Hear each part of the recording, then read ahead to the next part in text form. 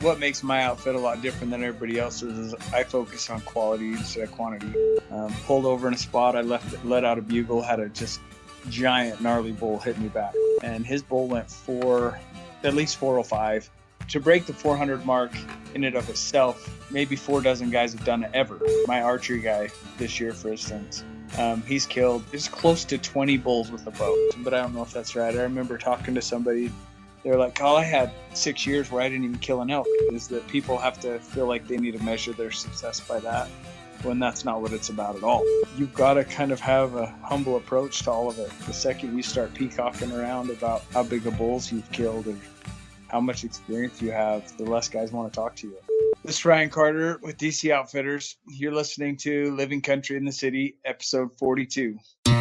Y'all ready for your dose of flyover state spirit?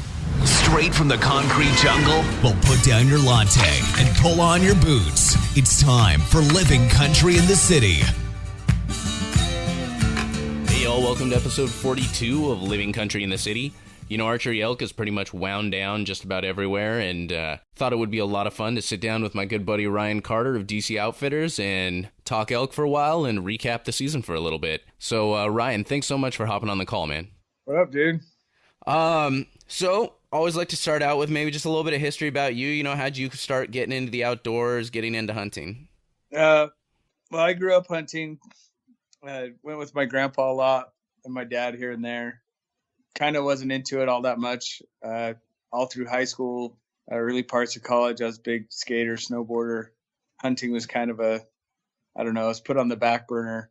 When I was around 27, I got into a really bad dirt bike wreck, smashed my body up pretty bad. When I got out of the hospital, dirt bikes were gone. Kind of had to slow down a little bit. So I stopped at my local shop, picked up a bow, haven't looked back. Bow hunting's my passion. That's what I care about. It's what I do every day. I love it. Definitely understand that sentiment. It wasn't dirt bikes for me. It was a street bike, but I took a couple of trips to the hospital and got rid of that and pretty much traded in all the bike gear for hunting gear. Picked up a bow and same kind of thing. Haven't looked back since. So story definitely rings a bell with me. So you grew up hunting, you disappeared for a while, got back into it.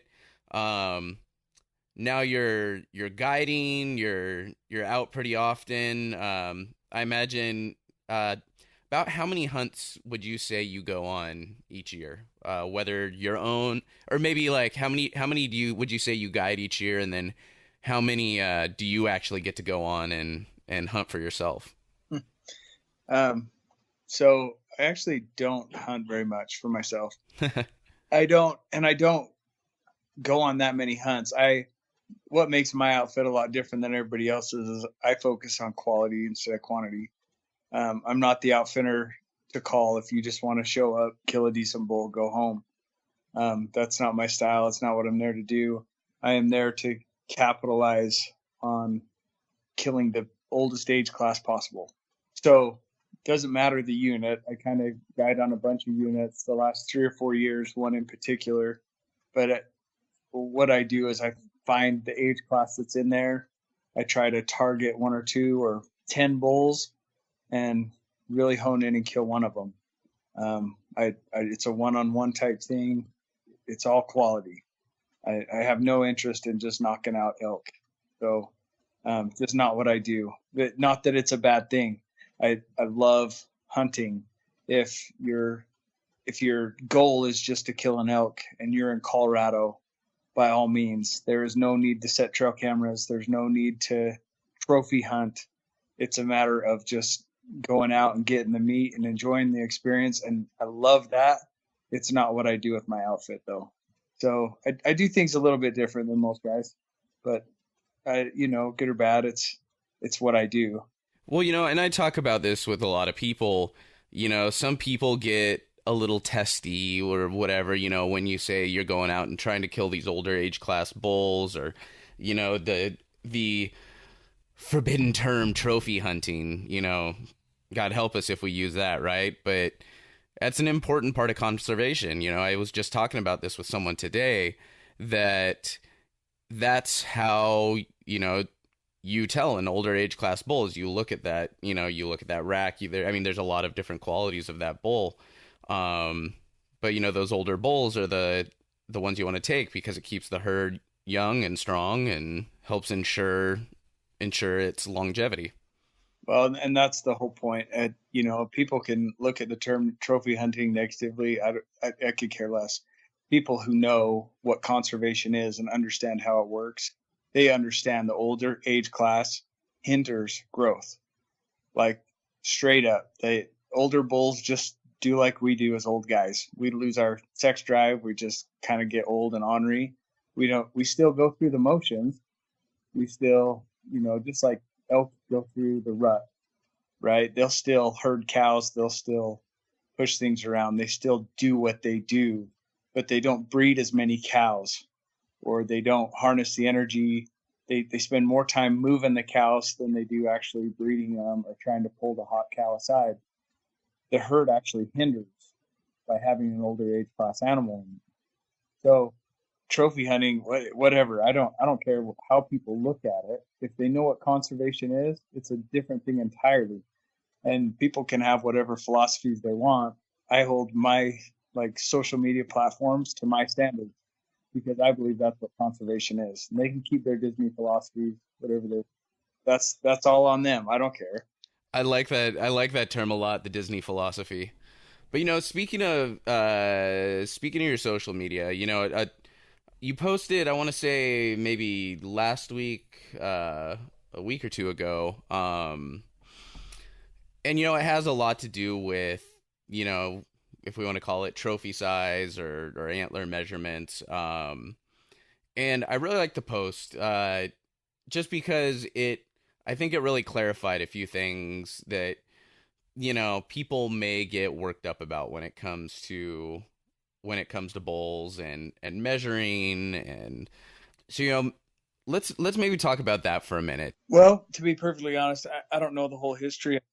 I've never been all that interested in it. I'm not an inches guy. If you follow my platforms at all, I kind of get worked up about it a little bit. I do like inches. I don't say that they're a bad thing. As hunters, it's okay for us to kind of have a standard of what we want to accomplish. Back in the day, my grandpa's day, a 30-inch buck was what everyone wanted to kill. It had nothing to do with how big the deer was. It could have been some 160-inch, 3.5-year-old buck. If he was wide, you killed a big one. Our scoring system that's gone so big, the Boone and Crockett, Pope and Young scoring system, it has its place, no doubt. It's there, and to a degree, it's important, especially like for my job. I'm guiding people that don't know. They can see it's big, but they don't know if it's a giant, right? Allowing me the inches system allows me to be able to tell them this is how big he is. He is trophy status. He can, he can go down in the record books if that's your goal. I think there's a lot of faults to that system, and I'm not a huge fan. You're talking about Brian Schiller's post, right? Yeah, right? Yeah. My whole thing with that post, so I had some kid call me out on one of my other bulls saying, and the whole thing was kind of a misunderstanding for the most part, and me and that kid hashed it out. But the initial basis of the post was that he didn't see it. He couldn't see what I said that bull scored, and he got kind of aggressive with me and started calling names, as kids do, whatever. I was a little upset about it. So I'm not a little kid. I made a big post on it and explained why that's messed up. Brian's bull, I didn't guide Brian Schiller. Brian Schiller was a do-it-yourself bow hunter, killed one of the best bulls in the state last year. And if I remember, he's in the top 10 non-typical archery bulls ever killed. Wow. On his way home from his hunt, he had called me during his hunt, like, hey, I found this bull. I don't know how to hunt him. What's your advice? I gave him a few tips. It panned out. Like it was, Brian, like, dude, I got so lucky and whatever. I mean, he did the impossible. Just he's pumped about it. He's humble about it. Brian's a great guy, but he, on his way home, he swung by, showed me the bull. I taped him off. I taped him at 390 or 393, something. It got blasted all over social media because it was a huge bull. Kyle, I remember, just Kuyu and Western Obsession and Zach Griffith and all these people reposting this 393 bull. I was sad about it because I was there when he got put in the books, and his bull went at least 405. Jeez. Yeah, it was a giant, and Pope and Young even more. To break the 400 mark in and of itself is, I mean, maybe 4 dozen guys have done it ever. Like it just doesn't happen, let alone do it with a bow, right? I felt bad putting him in that 390 class. Lots of people saw it. That's where he kind of landed. And until some other publications came out, that's where he sat. And I kind of short-sighted his bull. So this year, I haven't been posting my scores because they're not official, so it doesn't matter. The system requires a 60-day dry period before they can actually put a tape to them and put them in the books. 60 days from the day you kill them. And so for me, I just haven't had a whole lot of interest in throwing scores out this year because the bulls that we've killed or been a part of, they're big. They're some of the biggest killed in this state this year. Arizona's knocking them out of the park. There's been 1 or 2 out of Nevada and 2 out of Montana that are just unreal this year. But for Utah, these are some of the biggest bulls killed, and I don't want to short side these bulls. It's just not, one, it's not that important to me. And so why put it on my platform if it's not important to me? 2, I don't want these customers to feel short-sighted for what it is. So eventually they'll get scored and I'll post it up. I don't hate the scoring system. It's not that important. If it was a 350 bull that I liked, I'm all about it. Let's kill him, So that was all that post was about, was me being upset. Some kid was calling me out on an inches game. That's not really that important, right?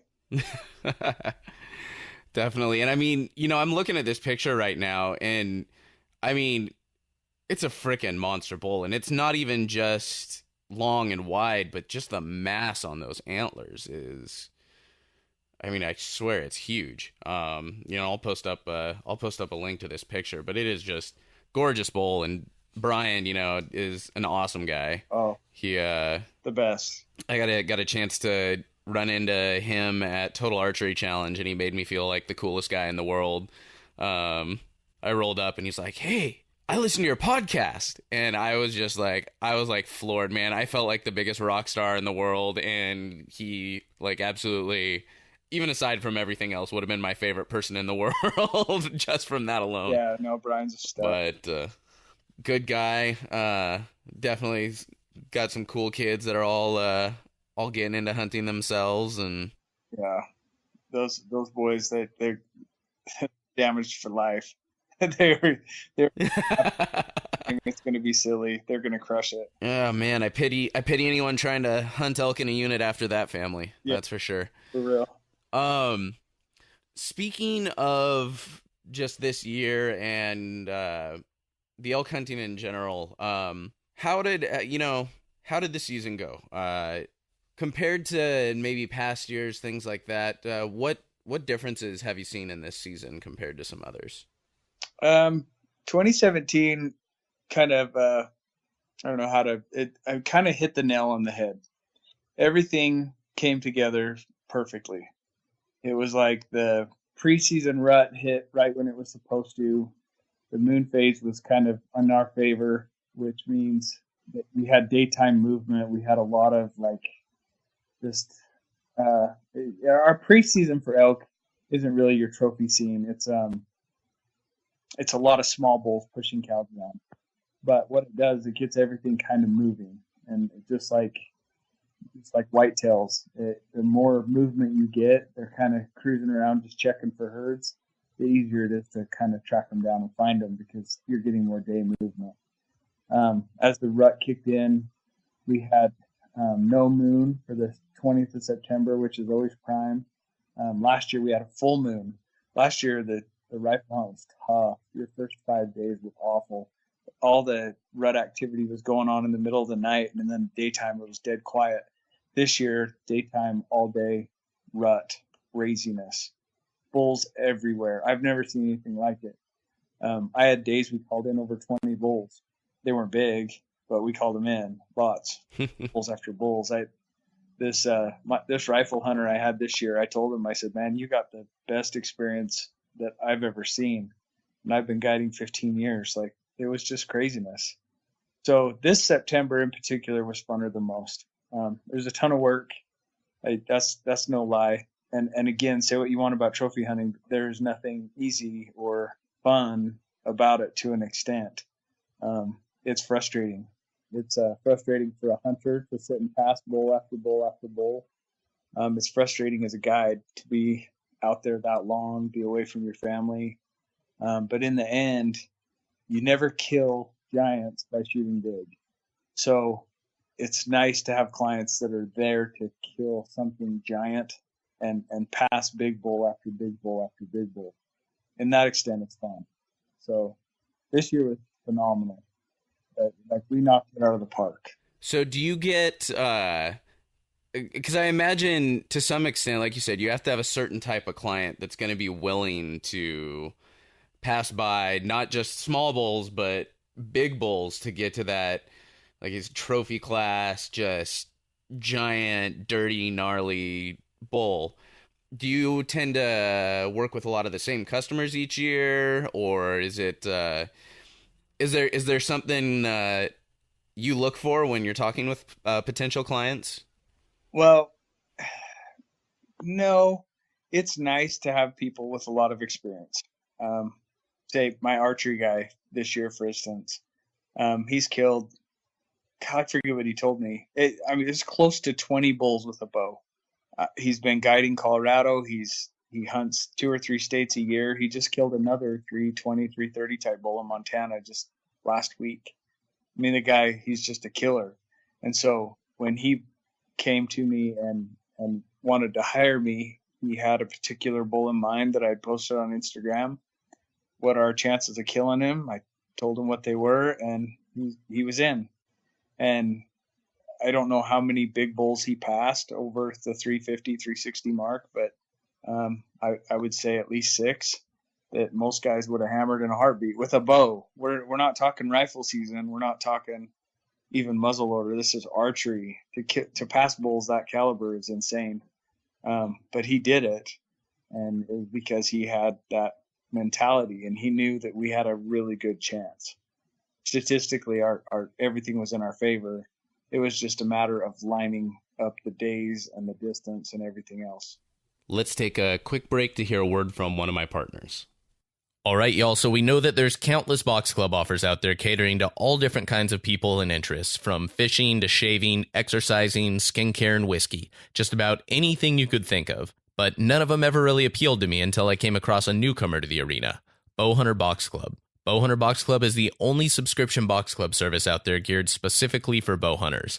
And I mean, who doesn't love getting a box packed full of awesome new bow hunting gear delivered directly to their doorstep every month? Now here's the deal. Each month they'll deliver a box filled with around $60 to $70 worth of awesome new products and gear for you to try out. Previous boxes have included gear such as broadheads, bino adapters, stands, gear hoists, and bow slings from companies like Vortex, Phone Scope, and Boning. This is quality gear that you've either been wanting to try out or really didn't know you needed. Now you can choose from a bunch of different subscription plans that'll fit your budget. You can go month to month or save even more by selecting a long-term prepaid subscription. On top of that, for a small annual fee, you can join their VIP Pass-Through Club. Pass-Through Club members get exclusive access to buy discounted bow hunting gear that won't fit in the monthly box. What's even better is you're entered into monthly giveaways for incredible bow hunting gear like a Matthews bow or a Vortex spotting scope package. They're even giving away hunts. Now the best part is you can get 10% off your first month of any subscription plan by using code COUNTRY10, and you can get $10 off the VIP Pass-Through Club membership by using code COUNTRYVIP. Get both of those codes and more discounts from awesome outdoor companies by visiting my partners page at livingcountryinthecity.com/partners. So, you definitely, it sounds like, have gotten some monsters. Do you have any not necessarily from this year, but just any favorite stories that stick out? And this could go along with Brian Schiller's bull. One of my favorite elk stories to tell. It goes along with the whole inches thing, right? I had a lady show up, and this was in Utah's prime years, 2007, maybe 8, where Utah was killing close to 20 a year over 4. It seemed like we had a 16-year and a 14-year, just a bunch. This lady showed up, and I don't know what she was expecting. I hiked her pretty hard first day. That night, she had knee problems like yourself. She was like, I just can't do another hike like that. And I was like, you know what, let's take it easy. Let's go cruise around the 4-wheelers. We went for a quick little drive, pulled over in a spot. I let out a bugle, had a just giant gnarly bull hit me back really close. Like, it surprised me because we had been riding the 4-wheelers. They were loud, right? But he responded. We worked in. Within 15 minutes, I had her within 30 yards. She wondered what the score was. I told her, 370 type bull, and she passed, which is fine. It's opening day, and just is what it is. So we filmed him some more. I sent my camera guy up. At the time I was working for Christensen Arms. He went and filmed him. We got back to camp and was going through film, and I was like, gosh, might be bigger than I thought. I took the video up to some other guys. They were like, Ryan, that bull's 390 all day. Well, okay. I've missed him before. We're fine. Went back, told her. She said, let's go after him tomorrow. Took us another day or two. We killed him. And it was awesome. She was super pumped. She was hugs and kisses and pictures and smiles and fun. And so she was like, what does he score? And I said, you know what? He's probably 370 bull. We ran the tape. Again, I always run a really tight tape, and I had him at 374 or 6 or something. And she was mad. She didn't talk to me the whole hike out. In fact, she went home. She's like, I'll come back on, 2 days from now and pick him up. I got an appointment, and she left. No tip, hadn't paid yet. She was just this total awful lady, right? All over score. So anyway, I'd run into these horsemen while scouting. I knew where they were camped. I kind of hit them up. I said, hey, we got a bull down in this area. And he said, well, yeah, I'll come help you get it out. So they come up the next morning. I had them all quartered. We threw them in the panniers, started riding out. And the guy said, oh, no, I looked at the horse. I said, man, that's a big gun on your horse. Like, what are you doing packing that much heat around for? And he goes, oh, I got an elk tag. I said, really? And he goes, yeah, I was going to ask you, can we come hunt here tomorrow? And I said, no, we can go right now. They can take the horses out, me and you. Let's. And he's like, oh, okay, that sounds fun. So me and him bailed off the ridge, started working over the bull that I actually had been looking for with her. I knew he was big, 380 plus, like just a solid bull for the area, really wide, 7x8. Took us about an hour and a half, and he passed him once because he thought his G6 was a G5 and it was too short. I was like, no, dude, I said, you just let a 400-inch bull walk. And he's like, what? I said, don't worry, we'll get him back. So we worked him again for a minute, and he killed him, and it was awesome, right? The guy was just humble, excited about it. He had a son die that year, some abnormal heart thing. I mean, he literally was tears and gratitude, and I mean, it was just the most amazing experience, right? That bull did break 4. I don't remember by how many. It seemed like he went 403 or 404, just whatever he was big. And it was just a night and day experience between somebody who just was just happy to be there and kill a giant bull. And regardless of score, he never asked me once to tape it off. He didn't care, right? It was just big, and he was excited to be there, and then have this other person that was all happy and fine and good until the tape measure came out, and she was mad. And in the end, her bull ended up scoring 384, 385, something like that, and she was happy. But it wasn't until those numbers popped up that she felt okay about the bull. And so, that was one of the greatest experiences of my life. Like, within 24 hours, killing 2 bulls of that caliber. And at the same time, it really kind of defines trophy hunting out here. I mean, it's a sad game, even though it's a fun game. Does that make sense? Oh, absolutely. I don't know. It amazes me sometimes that people can get so, but because I'm so new to all of this, and I had a less than elk filled trip this year. And I'm kind of the opinion, like, I'm like, I would be happy to see a bull, let alone shoot one. That's still what I'm looking forward to for next season, is just getting to see one, or getting within 100 yards of one, and hearing them bugle up close and stuff like that. And the idea of shooting a 370 bull for me is like, holy crap, that's like the holy grail for me right there, just shooting a bull, period, let alone some of that size. And I think some people tend to lose that. I've gotten to talk to a lot of really great people about elk on this podcast, and fortunately, most of them, you can tell, they still get as excited about any bull coming in. They may or may not shoot it, but they'll get just as excited about any bull that comes in, regardless of the size. And I guess people can all have their own experiences, and they can hunt for what they want to hunt for, but it kind of bums me out a little bit that there are people that forget that excitement over what they're doing. Well, that's the problem with the industry. Like, really, like the demographic we share is a bunch of alpha males, right? Like, for the most part, it's growing and the demographics are spreading, but very slow. Everyone's got to have their 2 cents, and everyone's done the biggest and the best. So it's fine. It's nice to hear stories and compare and chat and listen to people. That's the only thing I don't like is about the inches thing is that people have to feel like they need to measure their success by that, when that's not what it's about at all. Like, at all.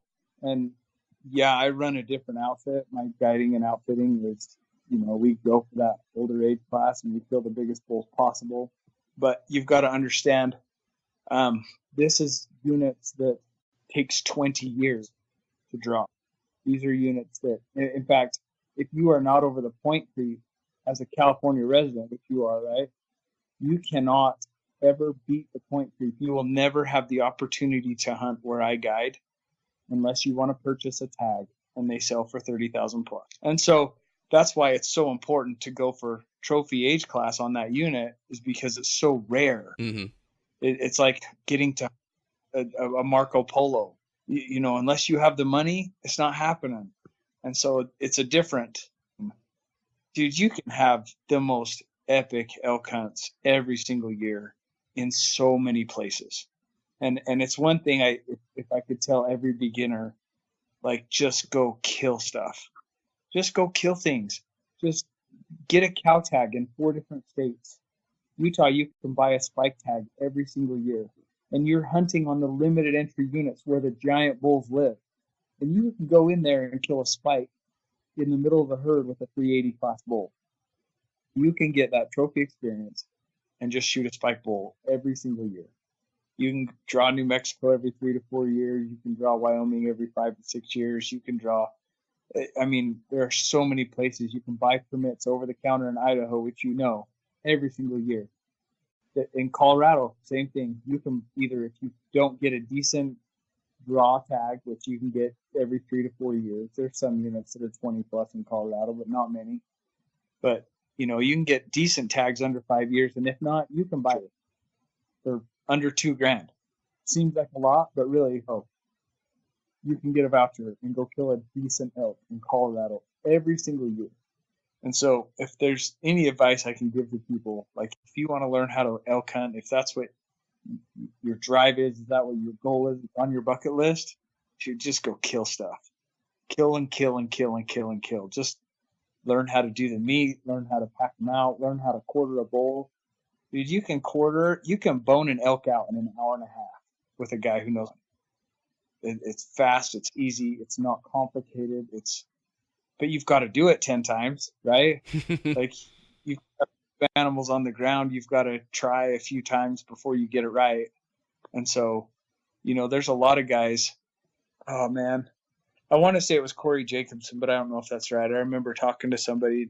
They were like, "Oh, I had 6 years where I didn't even kill an elk.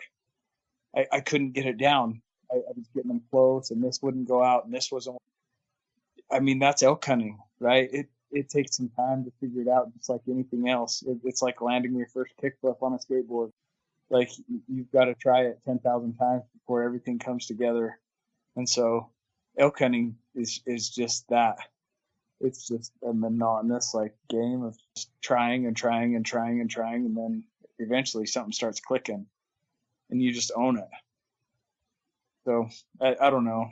I think the romantic part of elk hunting you can get 10 times a year if you work for it. You know, this year wasn't my year, but it definitely opened my eyes to what I'm going to be able to do next year.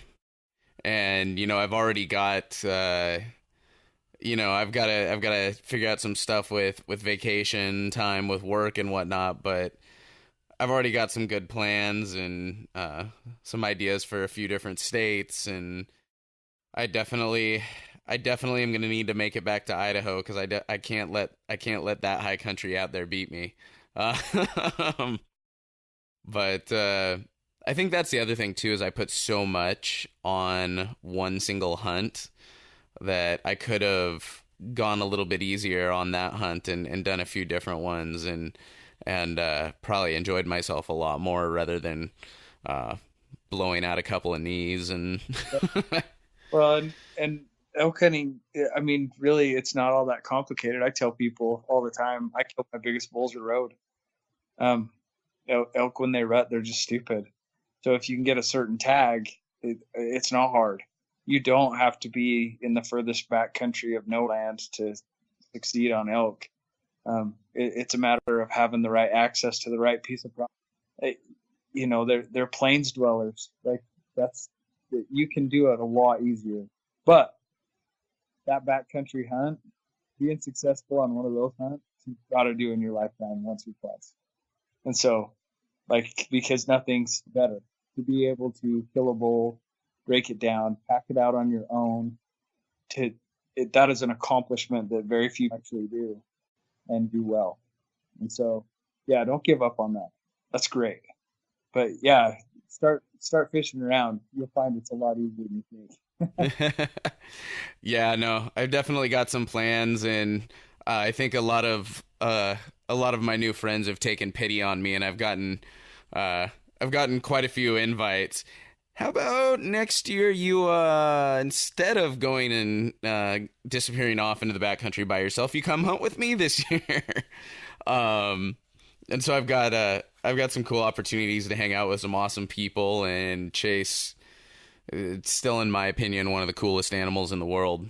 So I'm super excited about next year. I'm already, you know, I still got plenty to do. No more elk for me this year, probably, as far as I know. But I still got plenty to do this year. But I'm already focused on next season and planning for that and getting ready for that. And so I'm already super excited for my 2018 elk.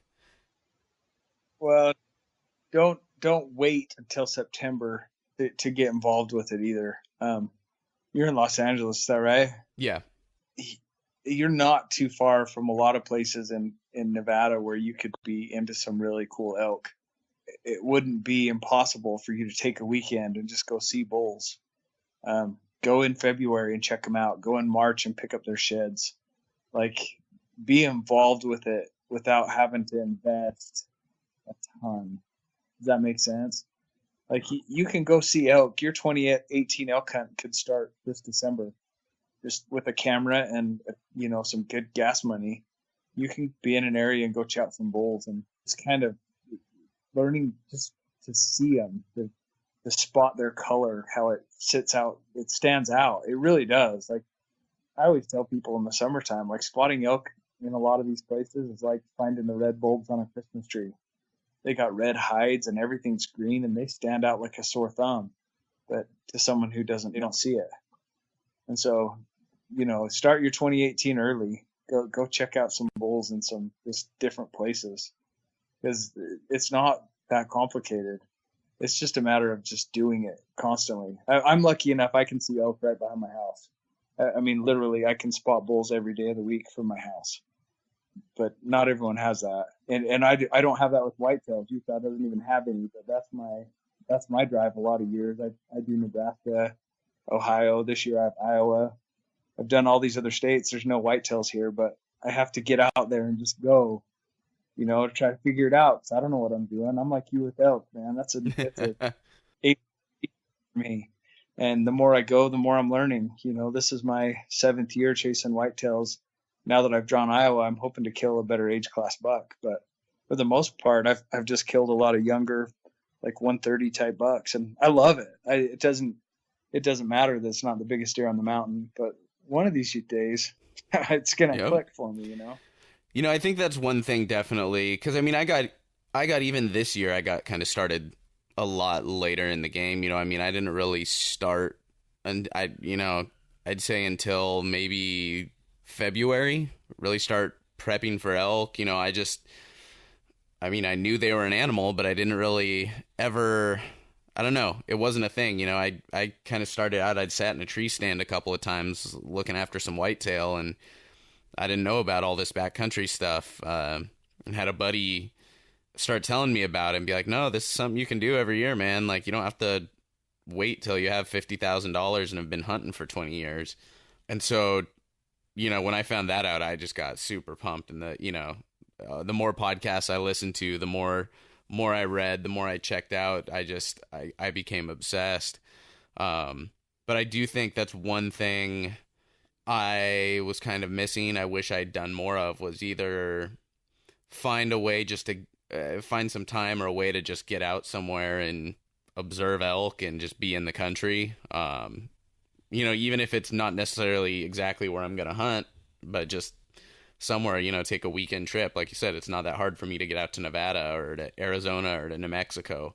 And, also take the time to offer to help other hunters. I know enough hunters at this point that I'm sure would be more than glad to have somebody hang out at camp and help them pack stuff and cook and do all that. And I've that's one thing I've kind of passed along to a lot of my friends now that are where I was 8-10 months ago. Started reminding them, you can learn a whole lot more, just by helping someone out than necessarily just trying to do everything on your own. If your first season is just, maybe you get a tag for later in the season, but you go out with some people and really take a chance to learn from them in exchange for, holding the camera or carrying some extra gear. I mean, that's invaluable right there. That's just beyond invaluable. Solid advice. Super solid. In fact, that's probably where I got a lot of my start. I just wanted to be there. And Utah big bull tags are so hard to come by. I was just following guys around. Hey, you got a bow tag? I can call back and call for you. And to a lot of guys, that's invaluable because elk hunting, especially into the rut, is a 2-man team. If you're by yourself, it's twice as hard. Elk this game with you, it's almost where that they'll hear you calling, they'll pinpoint you, they'll come to you, but they stop at that 140 yard range. They don't pop in. They'll just sit and skirt around you and bugle and scream, and it gets frustrating if you don't know what you're doing. If you have a caller that knows how to work the wind, he can pull those elk in on a stream. Game's over. Yeah, I mean, they'll go running right by your shooter, and it's an amazing thing once you learn how to pull that off. But the reason I learned from other guys, I mean, it's one of those things. It's solid advice on your part, because the more you jump in and want to help other people, the more you learn. Yeah, and that's definitely part of my plan next year, is just whoever I get to, hunt with. I may have a tag there or not, but it'll just be good to be out with someone with some experience and that can definitely show me a few things because there's still plenty a whole lot that I still need to learn. But yeah, so as we're kind of winding down, what is there any other advice you might have for someone, say from the city, or even just any new hunter that's like, you know what, this sounds awesome. Elk, cool animal. I want to get out and hunt them, but it's just I'm too intimidated. There's too much to learn. What advice would you give that person? Have a humble approach. Talk to everyone you can talk to.